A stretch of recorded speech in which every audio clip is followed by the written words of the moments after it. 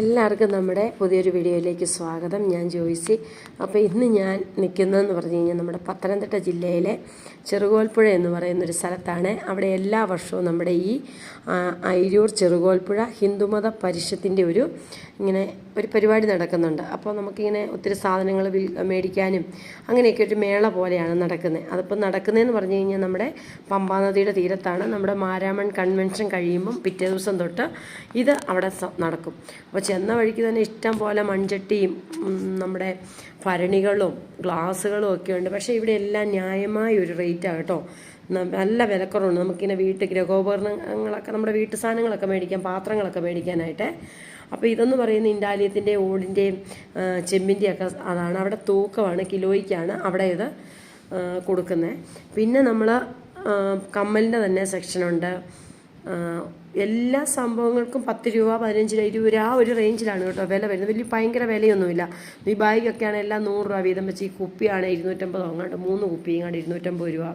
പിന്നെ തുണി അങ്ങനെയൊക്കെയുള്ള ഇതാണ്. അപ്പം ഞാൻ കുറച്ച് ദിവസമായിട്ട് ഇതിങ്ങനെ അറിഞ്ഞപ്പോൾ തൊട്ട് നമുക്കൊന്ന് പോകണം, ഒരു രസമല്ലേ ഇതൊക്കെ ഒന്ന് കാണുക, 2 വീഡിയോ ഒക്കെ എടുക്കാം എന്നൊക്കെ പറഞ്ഞ് ഞാനിങ്ങനെ, അത് തന്നെയല്ല ഞാൻ ആദ്യമായിട്ടാണ് ഈ സംഭവം ഇങ്ങനെ കാണുന്നതും കേട്ടോ.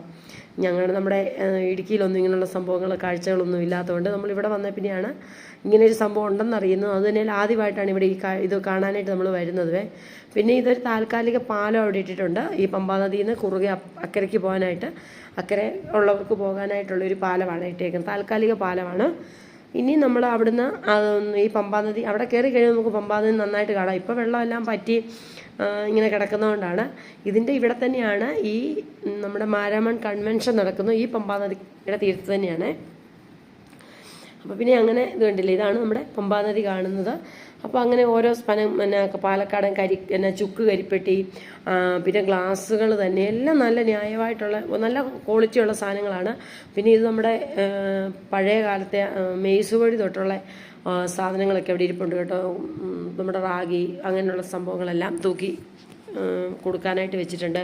പിന്നെ നമ്മുടെ പച്ചക്കറി വിത്തുകൾ, പിന്നെ നമ്മുടെ മുറിവെണ്ണ, അങ്ങനെയുള്ള എണ്ണ ഐറ്റംസ്, പിന്നെ അങ്ങനെ എല്ലാ സംഭവങ്ങളും, പ്ലാസ്റ്റിക് ഐറ്റംസ് അങ്ങനെയൊക്കെ ഉണ്ട്. ഇത് ഇവിടെ കൂടുതലും.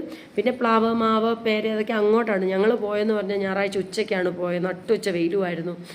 അവിടെ നിൽക്കാൻ പറ്റിയല്ലായിരുന്നു, ഭയങ്കര വെയിലായിരുന്നു. അതുകൊണ്ട് ഞങ്ങൾ പെട്ടെന്ന് തിരിച്ചു പോന്നു.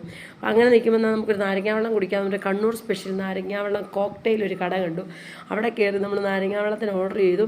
അപ്പോൾ എങ്ങനെ ഇരിക്കുമെന്നൊക്കെ അറിയാമെന്നോർത്ത് നമ്മളിങ്ങനെ ഇരിക്കുക. അപ്പോൾ പിള്ളേരൊരു പോപ്കോണൊക്കെ മേടിച്ചു. പക്ഷേ നമ്മുടെ നാരങ്ങാവെള്ളം വന്നപ്പോൾ എൻ്റെ പൊന്നോ, അടിപൊളിയാണ് കേട്ടോ. നല്ല സൂപ്പർ ടേസ്റ്റ്. 50 രൂപയാണ്. അത്രയും ഒരു ഗ്ലാസ് കുടിച്ച് കഴിയുമ്പോഴത്തേക്ക് നമ്മുടെ വയറും തണുക്കും, മനസ്സും